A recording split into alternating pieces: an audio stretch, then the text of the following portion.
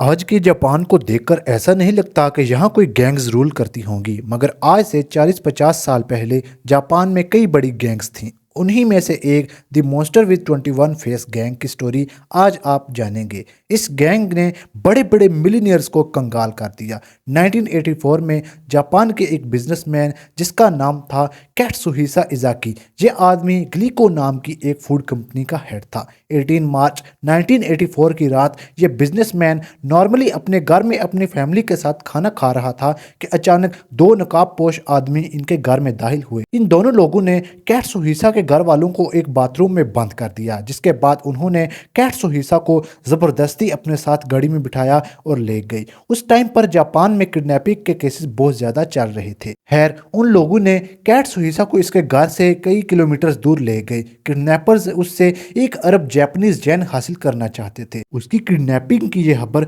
Japan में फैल गई। अब पुलिस भी कैटसुहिसा को ढूंढने के लिए ऑपरेशंस करने लगी, मगर इसी दौरान कैटसुहिसा उस गैंग के हाथों से भाग निकला। 21 मार्च को यह बिजनेसमैन सही सलामत अपने घर जा पहुंचा। 18 अप्रैल को इस बिजनेसमैन के इलाके की पुलिस को एक लेटर मिला। यह लेटर पुलिस को मॉन्स्टर विद 21 फेसेस गैंग ने भेजा था। ये वही गैंग था जिसने इस बिजनेसमैन को किडनैप किया था। इस लेटर में उस गैंग ने पुलिस का मजाक उड़ाया था कि इतनी कोशिशों के बाद भी पुलिस इनको पकड़ नहीं सकी। उस गैंग के बारे में इससे पहले कोई भी नहीं जानता था।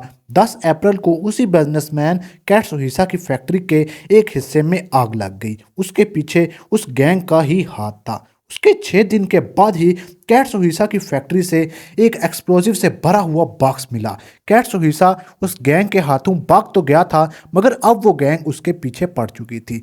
10 मई 1984 को कैटसुहिसा को एक लेटर मिला कि तुम्हारी कंपनी में बनने वाली चॉकलेट्स में हमने पॉइजन मिला दिया है। अब ये पॉइजन वाली खबर तो पूरे जापान में फैल गई। हर कोई कैटसुहिसा की कंपनी का प्रोडक्ट खरीदने से डर गया था, जिससे उसकी कंपनी की सेल्स बहुत ज़्यादा डाउन हो गई थी। सब दुकानदारों ने इसकी चॉकलेट्स बेचना बंद कर दी, जिससे इसकी कंपनी को अरबों का नुकसान हुआ। अब वो गैंग कैटसुहिसा को पैसों के लिए ब्लैकमेल कर रहा था। ब्लैकमेलिंग का ये सिलसिला 25 जून 1984 तक चला और 25 जून को ही कैटसुहिसा को एक लेटर मिला कि उस गैंग ने इसे माफ़ कर दिया है और अब वो दोबारा इसे तंग नहीं करेंगे। पुलिस अभी इस गैंग के बारे में इन्वेस्टिगेशन कर ही रही थी कि जापान के एक शहर टोक्यो में एक इसी जैसा सेम केस सामने आया।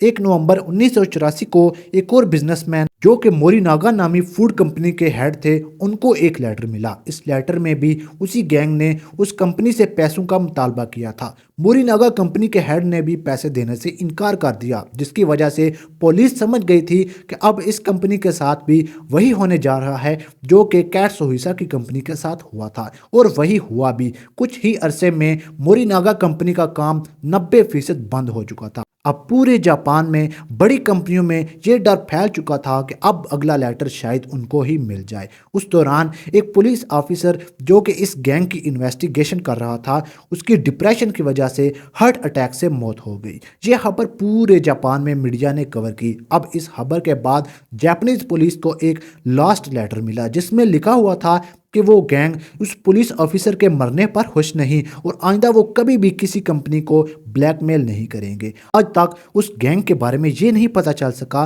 कि आखिर वो गैंग के लोग थे कौन। ये अभी तक एक मिस्ट्री ही है। अगर आपको मेरा ये कंटेंट पसंद आया है तो आप मेरे इंस्टाग्राम को फॉलो करने के बाद मेरे इस यूट्यूब चैनल को सब्सक्राइब भी कर सकते हैं।